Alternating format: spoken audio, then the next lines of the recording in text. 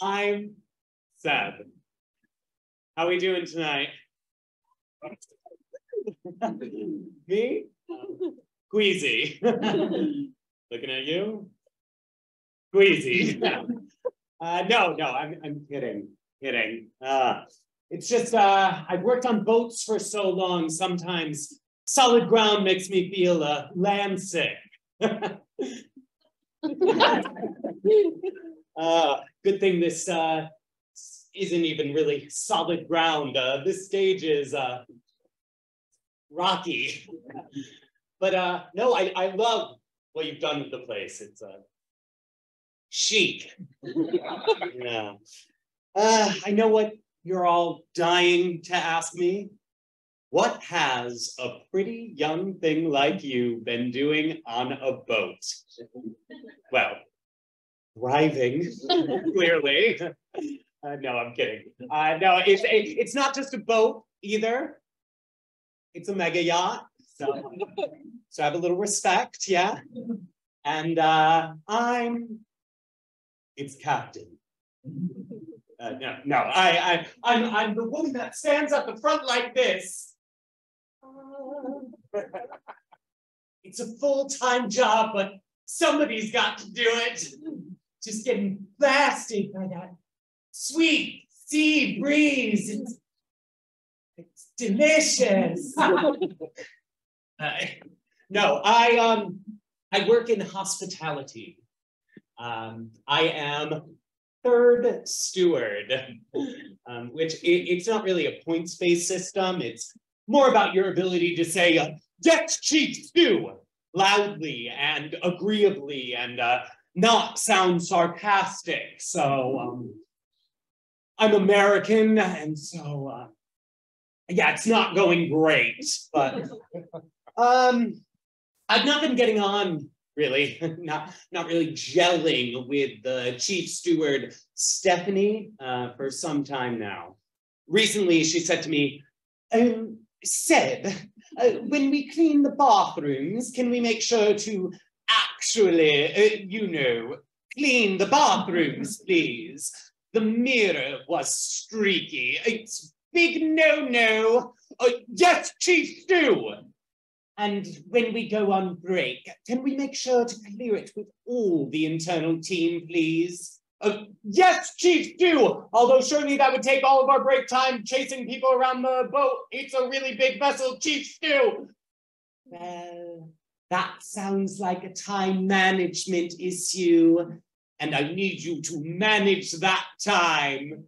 Because time is precious. It's the most precious thing we have, Seb, is time.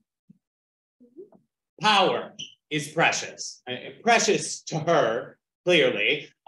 Precious to Molly, the second stew, who manages to avoid most of Stephanie's wrath, but is expected to lend her an outfit every time we dock up at ports because, well, oh, Molly, your outfits are always just the right amount of slutty. Oh, Molly lends her a dress, and every time we go out, Stephanie spills a strawberry daiquiri down herself to Shakira, whenever, wherever, every single time. Molly sympathizes with me, but can't side with me at the risk of falling out of favor, too.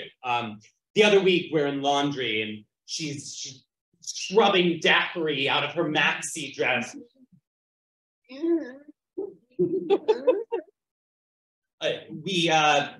I've just been told by Stephanie that I'm not pulling my weight in front of the captain.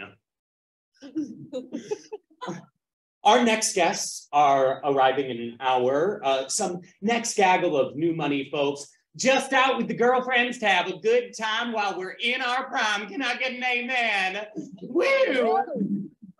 Woo. I say, I want to throw Stephanie overboard. Molly says, you just need a change in perspective, babe. Hand me the Ariel. I shoot her my I'm not fucking kidding stare. She says, hell, it could be worse. Her fingers going pink and raw like crab's legs. I say, how? How? How? Hell is empty, and all the devils are here, and they're on a hen-do. When we're anchored like this, way out in the harbor, so that guests get the drama of arriving on this little boat of their own and just pulling up to ours, and getting swallowed like an appetizer. In the distance, you can see all the lights in the harbor.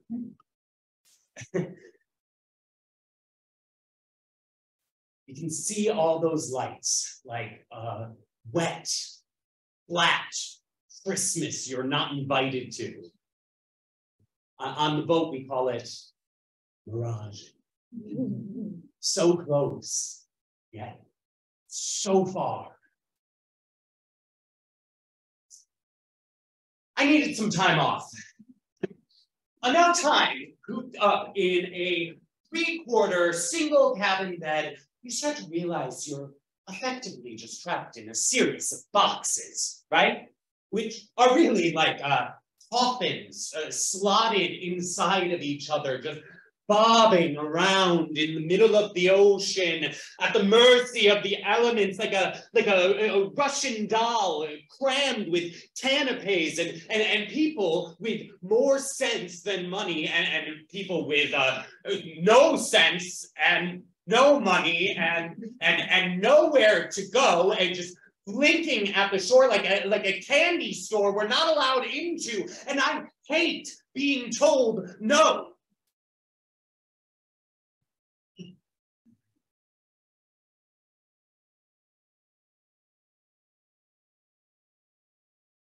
And I had a really good excuse to get to shore this time. Anton. We met on Offer. It's a dating app, except, you know, before you match, you have to say what you'll bring to the table. And I said an incredible impression of Celine Dion. No, I couldn't. No.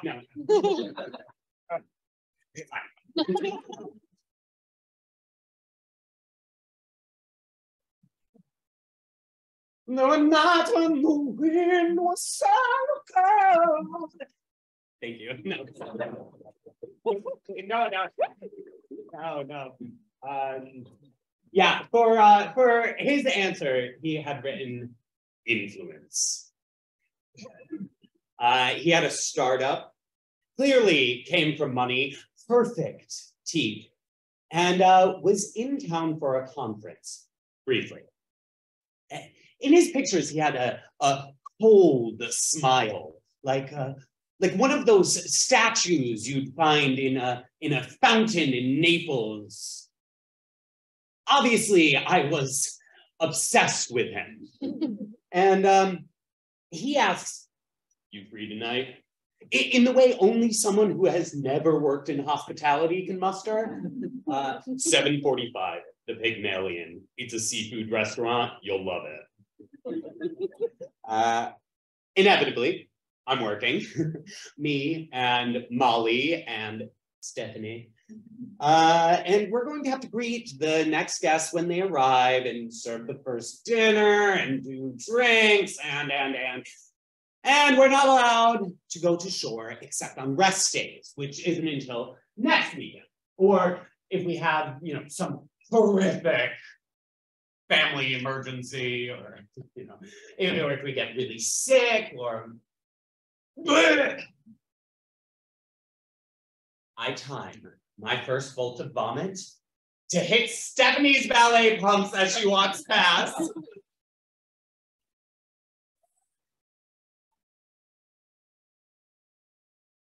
It's really just seafood chowder I've held in my mouth that I snuck out of the fridge, but you know, it works a charm. Stephanie, oh my God, I am so sorry. I think I'm sick. You think? You are fucking orange.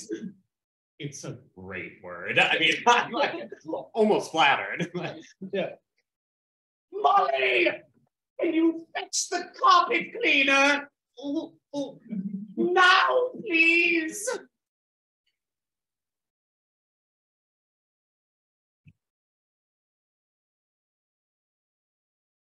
Molly looks me square in the eyes.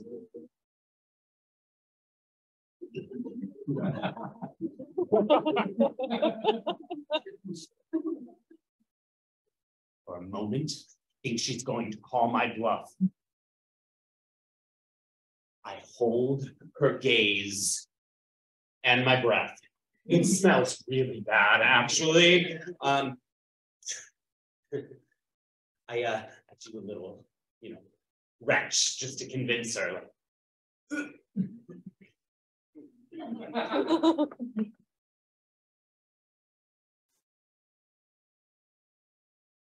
I don't think Seb should work tonight. I could kiss her. I don't. Out of breath.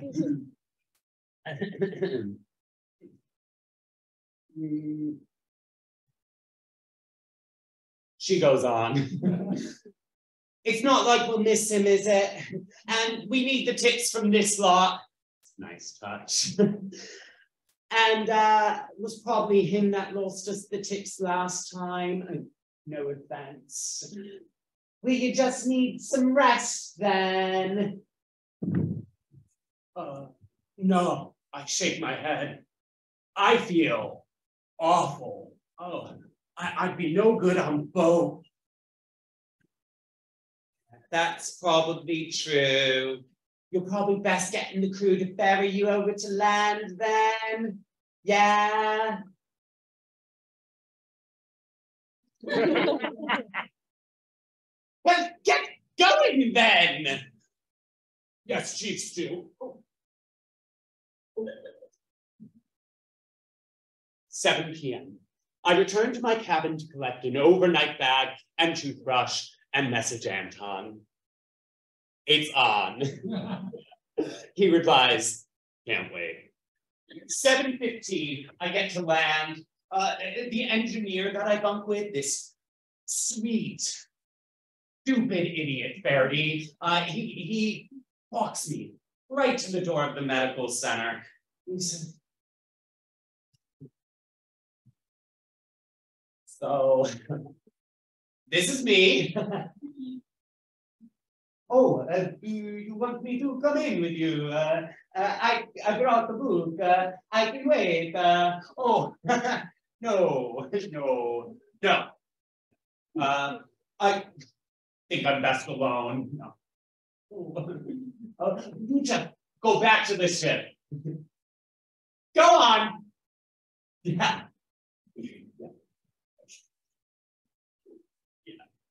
Okay. No, yeah. 7:25. I get in, change in the reception bathroom, style my hair, brush my teeth twice. 7:30. I leave through the fire door, dart across town, walk the last block, you know, to gain some composure. 7:45. The Pygmalion. The waiters are all staring at me.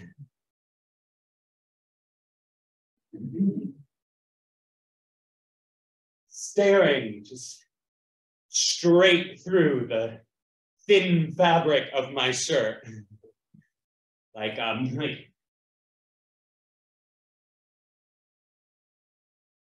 surely you're one of us.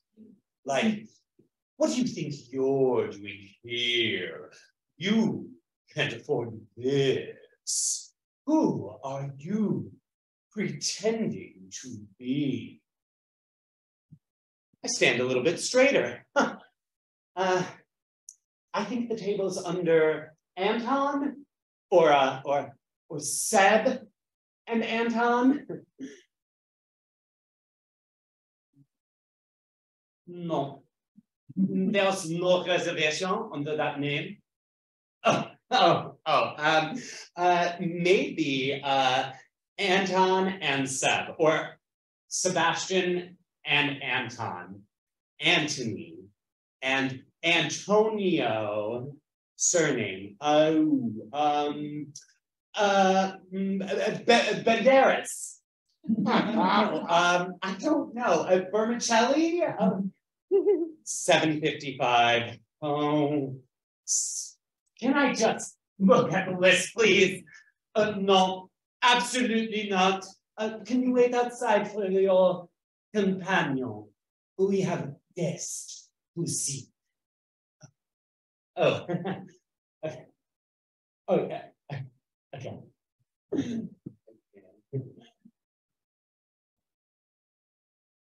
7:55.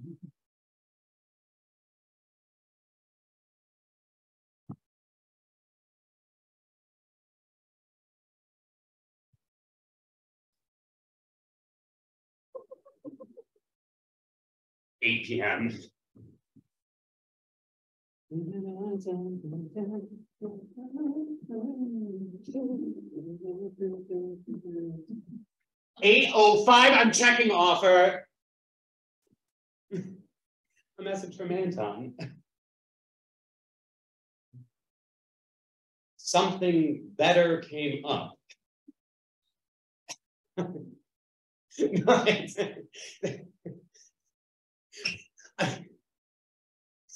As jokes go, I mean, it's fantastic. You know, a real gut punch, sucker punch, punchline, April Fools. It's a table for one, and what do you bring to that table? Well, an incredible impression of Celine Dion, after all, because I am quite literally all by myself.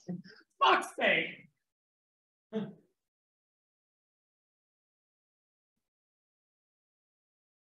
I hit this grim bar by the seafront. The Southern Comfort, you know, the kind of place so sticky. The walls don't sweat, they sneeze. Text coming in from Molly. The new group's friends are foul. Are you feeling bad? Can you rescue me soon? I think if I drink enough to actually be as sick as I said I was, this could work, right? A message from Stephanie. Can you send a picture of the medical notes stacked? Or actually, it's a disciplinary action this time. I can't keep making excuses for you. Smiling emoticon. Messages coming in from Parody, sweet Parody. Just, are you all right? Are you better? Will you want to lift the bag tonight? Can I help? Let me help you, Seb.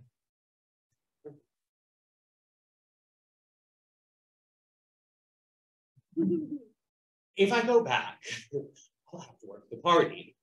But where else am I gonna go? So I check offer. Oh, a new match. Gus.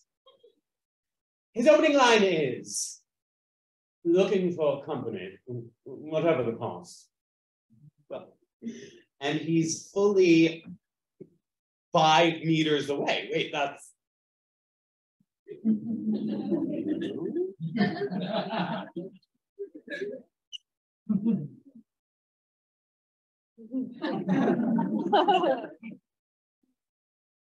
He lies.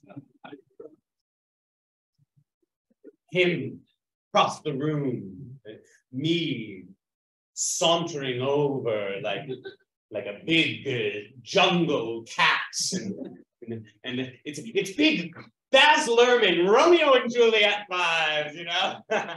and there's no aquarium, but come with me on this. Somebody's tucking into a seafood platter between us.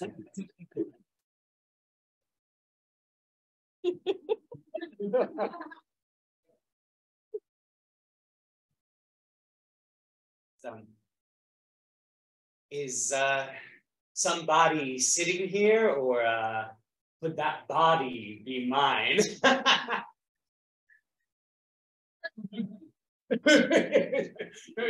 No, please do, yes.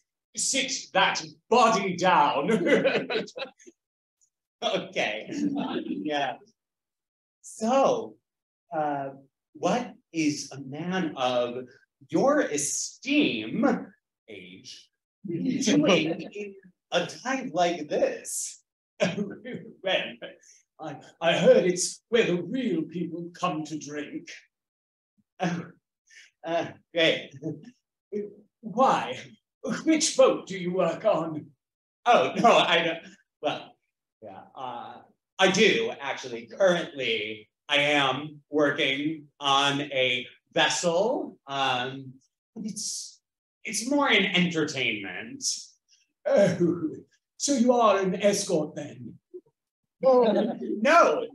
I mean, not no.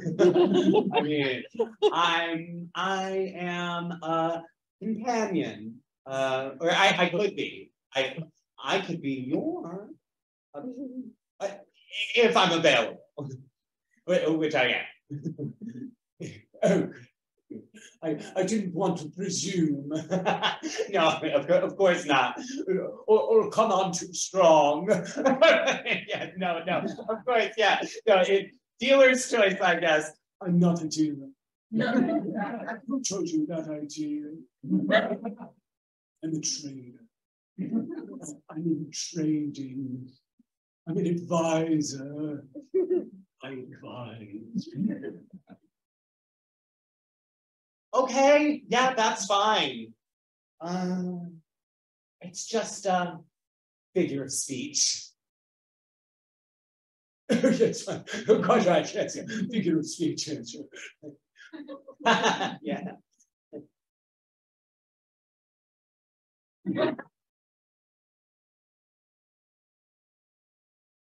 Would you like to come to a party tonight? Absolutely. Absolutely. Gus has a private water taxi waiting. Thank you. Water taxi is just a smaller boat, but it's private. So we're just pressed up against each other, just leaving the docks, cruising out, and he sort of breathes through his mouth in a way that still manages to sound mucusy.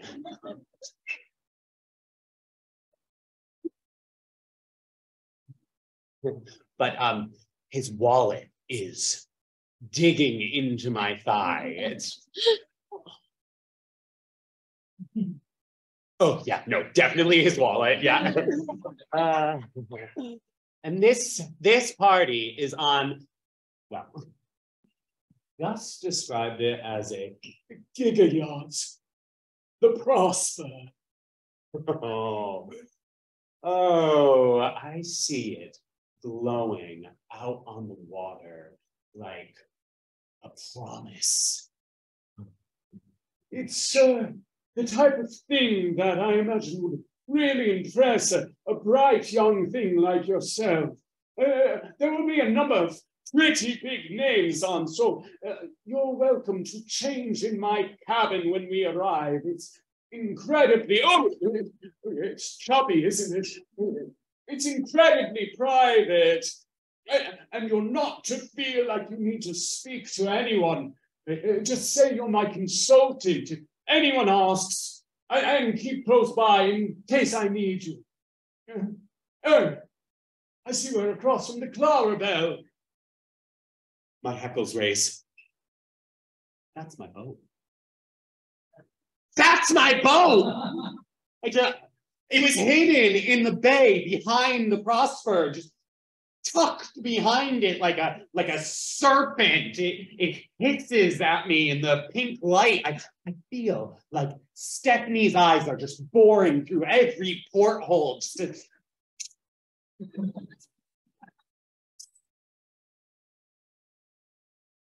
And I asked to borrow Gus's sunglasses as we skirt a wide circle around it. Keep them. They're a mere trifle.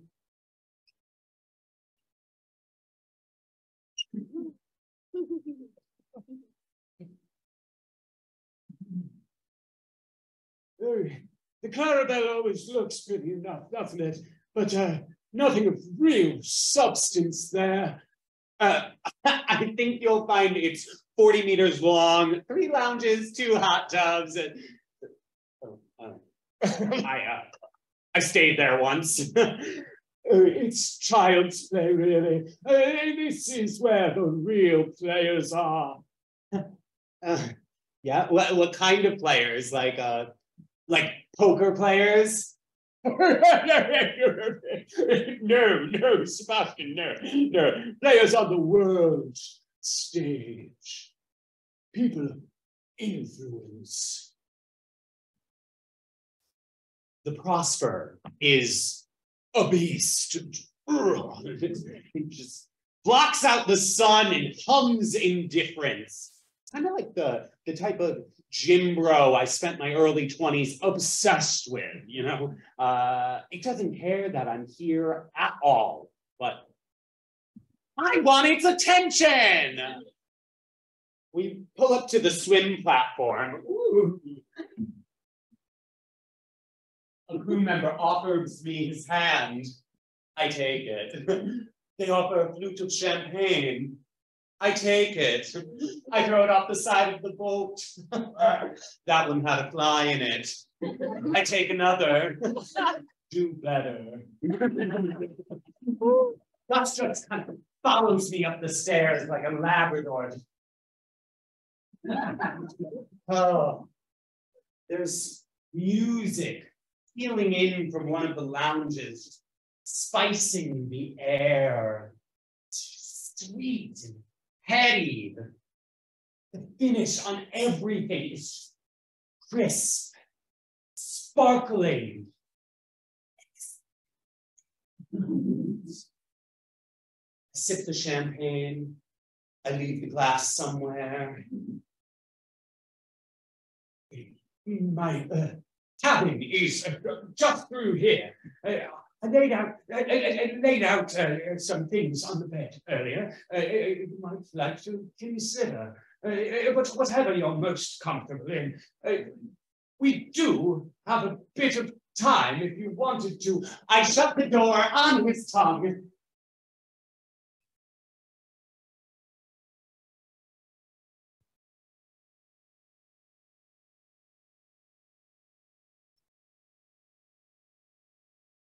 On the bed are shirts of cerulean cotton. So light they might just take flight. And tucked in the wardrobe. Oh, loafers. Deep, dark blue, like troubled waters. Oh, in the carpet. Oh, the depth of the carpet. Oh, the floors on the crew cabins of the Clarabelle are so hard. Oh, God.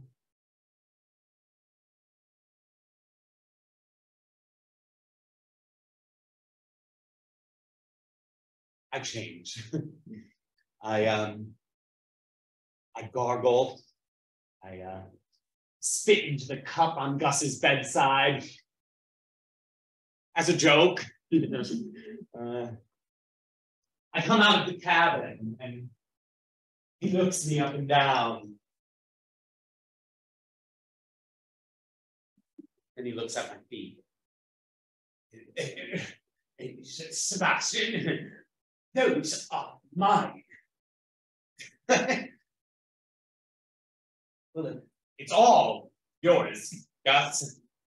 Even when you give it away, it will always be yours. Let me play tonight. He smiles, but doesn't. As I roll my eyes, a figure passes along the corridor. Tall, broad, impressive, statuesque. He glances back. Cold, smug smile, perfect teeth. A better offer. He's trying to place me, this noble creature. I set my sights. Gus kind of breathes beside me, and I touch his arm, steer him. Shall we head up? I'm so glad to share tonight with you, Sebastian. You're a good person.